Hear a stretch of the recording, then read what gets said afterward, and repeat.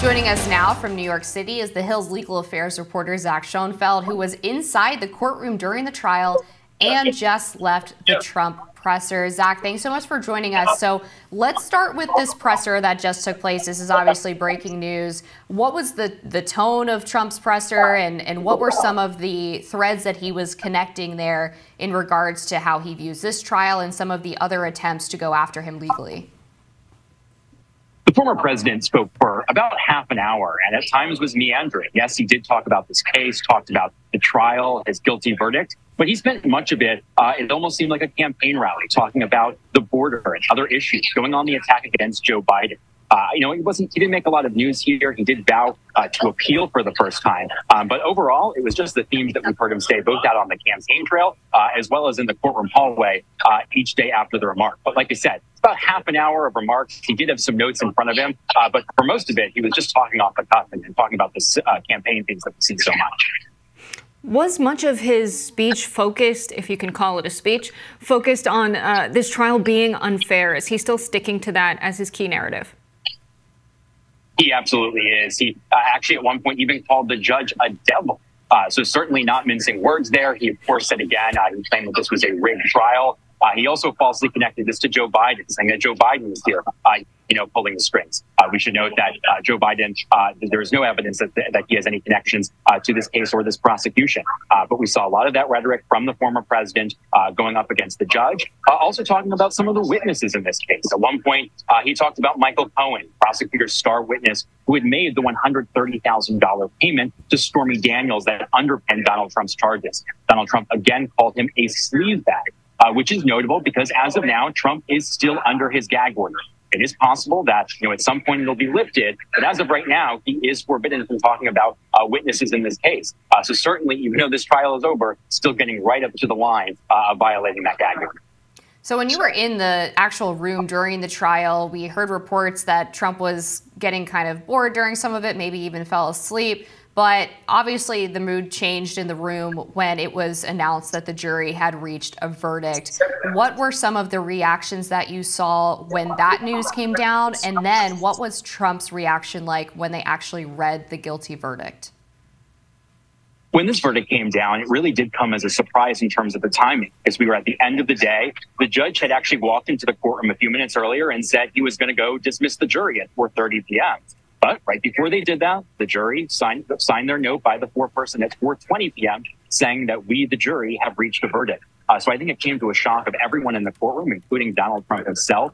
Before we got news that a verdict had been reached, he had been joking with his attorneys. We saw him laughing. And all of a sudden, once we got news of that jury note, the mood quickly changed. He crossed his arms, he was whispering, and certainly seemed a lot more nervous than just a few minutes earlier.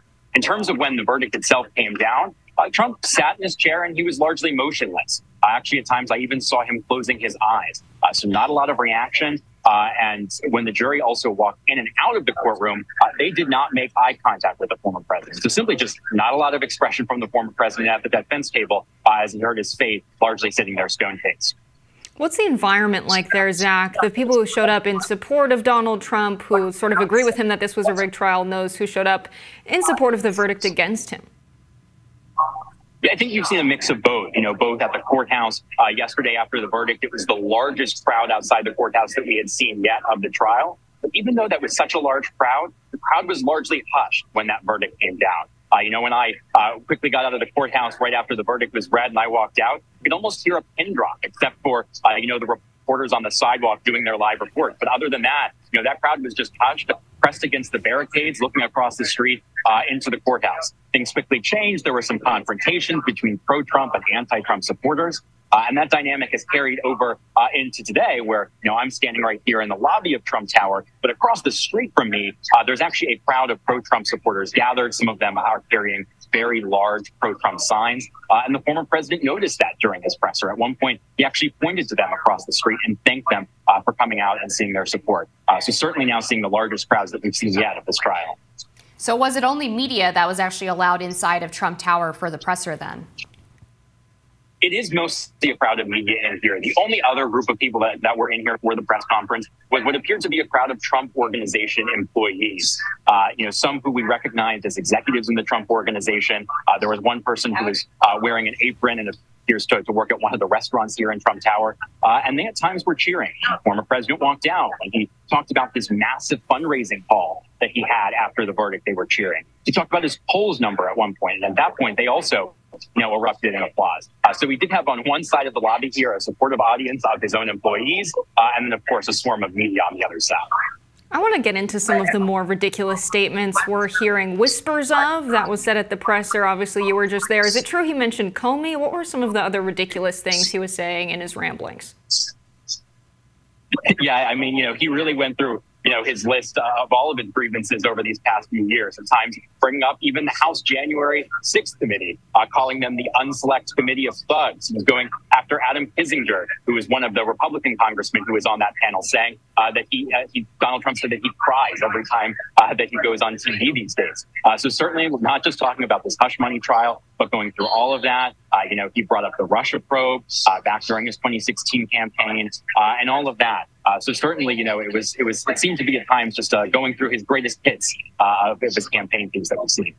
Were there any questions that he took from the media? And if not, I imagine there were quite a few shouted questions. And what were some of those?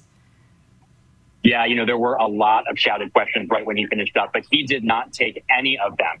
He walked right off the podium and back to the other side of the lobby where he went back upstairs. So taking no questions from the media at all.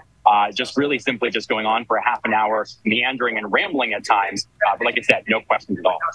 Zach, did he happen to mention anything about the sentencing happening just days before the RNC official convention? He did vaguely seem to reference it. He didn't go into too much detail, but at one point he actually made an interesting comment talking about his age. The fact that he, is almost 80 years old, which is interesting given that, so much of his attacks in this campaign is against Joe Biden is talking about the president's age. So it was really an interesting comment when he was talking about how old he is. And that's relevant because we're expecting when we get back into July and he comes back to Manhattan's criminal court for that sentencing date, one of the things that we've already seen his legal team signal is that they're going to talk about that Donald Trump is almost 80 years old. And judges, in many cases are reluctant to sentence defendants to jail or very lengthy sentences when they are getting up into such great age. So it was an interesting comment for sure. But beyond that, he didn't get too much into sentencing. Did Trump talk at all about his fellow Republicans? We saw Larry Hogan, who's running for Senate in Maryland, previously was governor there, saying that he respected the jury verdict. And Trump's campaign manager, Chris LaCivita, responded to him by telling him that his career and campaign were over. Did Trump express any resentment towards some of his own party for maybe not being supportive enough of him in this process? We didn't hear any of that at the press conference today. At one point, he did say that he believes he has strong support in the Republican Party still, despite this 34-count felony conviction. But we didn't see him, go on the attack against anyone like Larry Hogan or anyone else. Not at all. But we did see at one point, in addition to saying he had support from a lot of Republicans, he, of course, as he's done many days in court recently, went through his list of favorite legal commentators and thanking them who have been attacking this case throughout the trial and the prosecutor's theory of the case. So both thanking those legal observers as well as the Republican Party in whole. But, he didn't single anyone out like Larry Hogan. Everyone's speculating whether this will help Trump or hurt his campaign. Did he say anything about how this verdict is going to affect his prospects to seek the presidency in 2024? He did. He tries to show confidence. He talked about a poll that had come out from the Daily Mail showing that his support had actually risen 6 points from before the verdict was announced yesterday. So certainly he at least publicly is saying that he doesn't seem to think that this is going to cause a dent in his support. If anything, he seems to think that it's going to boost his support. And that's a similar dynamic to what we saw last year. Back when he was indicted on these 34 charges, we saw him have a bump in the polls in the days following. So he certainly seems to think that's going to happen again. And of course, he also noted his massive fundraising total of more than $30 million that has come in since last night. And at one point appeared to even crash his own fundraising case. So certainly projecting confidence in the wake of this verdict. You mentioned that Trump was, of course, on the attack against the Biden campaign and the Biden administration. Did he talk at all about the Biden campaign's presser outside of the trial the other day with actor Robert De Niro? We didn't hear any of that today at this press conference, but of course we've seen Trump over these past few days, really going after Robert De Niro, both on Truth Social as well as an outside in the courtroom hallway. But it did not come up in this instance in this press conference. So we're aware that, there's all of this blame that the Biden administration's behind this. All of his political enemies are behind this conviction. Was there any mentioning of the jury who deliberated and delivered this verdict? There was not a lot of talk of the jury, which I should note is another category of people that Donald Trump, under his gag order, is still not allowed to talk about. And the judge has said that, if Donald Trump is found to violate his gag order another time, the judge has warned that he might throw Trump in jail. Since that warning, we've seen him in the last days of this trial seem to walk right up to the line of crossing his gag order, but maybe a little bit in the gray area. For example, he seemed to be at times over the last few days making references to some witnesses while not actually directly naming them. So like I said, seemingly walking right up to that line. But once we saw the judge's last warning saying that if there is another violation of the gag order, he might jail Trump, we have not seen a new motion from prosecutors seeking to find Trump in contempt and saying that he had violated the gag order. But like I said, at this press conference, he made no mention of those 12 New Yorkers specifically. I believe the deadline for him to file an appeal is sometime in June. Did he give an indication of what his plans are now? Obviously, he doesn't have to be in the courtroom every day. Is he going to be back hitting the campaign trail? Is he going to be holding fundraisers? What's next for the president until that sentencing date?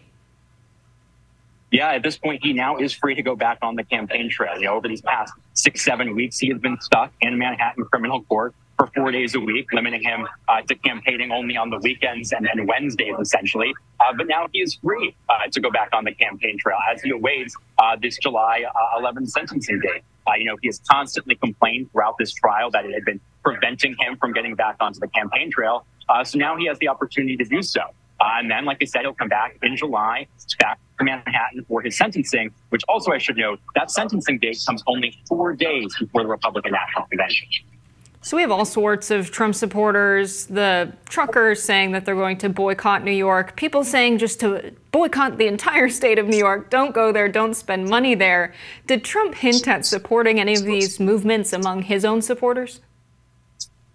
He didn't specifically, hint at supporting those movements, but what he did do is he railed not only against Judge Juan Merchan, who was the one who actually oversaw this hush money trial, but also at one point during this press conference, the former president was taking aim at other New York judges who have overseen some of his recent civil trials, both his civil fraud trial, where he was found to owe almost $500 million, as well as his recent civil defamation trial related to the E. Jean Carroll matter. Donald Trump has been attacking all of these judges, saying that he simply cannot get a fair trial in New York. That's another another point he made during this press conference, saying that he did not believe he had a fair venue here in Manhattan and in New York City. But he didn't specifically, talk about boycotting anything, but he certainly made it clear that he doesn't believe that New York is being fair today. This is, of course, the first criminal trial for Trump to take place and the only one that will take place before the November election. Has there been a sense among the left and Democrats that it was a huge victory that they're able to basically slap him with this convicted felon label ahead of the election as all of these other cases are really in limbo? Yeah, I think it's interesting the fact that there are these 4 different cases and that this hush money case has long been perceived as the least serious of Donald Trump's different indictments. As you were just saying, there's no guarantee that any of these other trials are going to go to trial before the election. In fact, it's looking increasingly unlikely that any of them are going to do so. There are no trial dates set before the election in those. So not sure if those are going to happen, but so this might be the only conviction. And so eventually it's simply going to be up to voters in November of what to do with this. Donald Trump said that the real verdict is going to come on November 5th, referring to Election Day. So I think, some Democrats, probably would have liked to see a conviction in one of his other indictments rather than this one over hush money.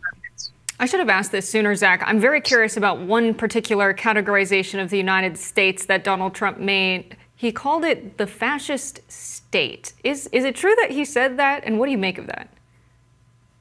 Yeah, I mean, he was making lots of comments like that. At another point, he said we had a corrupt country, again, bringing up his baseless claims of mass election fraud back in 2020. And, I think that, really shows, just throughout his whole arc of his political career, this is a case that this hush money case, prosecutors attempted to portray it as election interference in 2016. Of course, he has his 2 other criminal cases that accuse him of conspiring to subvert the election results in 2020. And now, of course, he's the presumptive Republican nominee to run this year again in 2024, and is already starting to lay the groundwork and questioning the integrity of this year's election. So certainly, it seems that we're in a cycle every 4 years now where the word election interference and everything else that comes along with it is being tossed around. All right, Zach, thank you so much for walking us through it. Thanks for being on the ground for us there. We appreciate you, and we're going to be back with more Rising after this.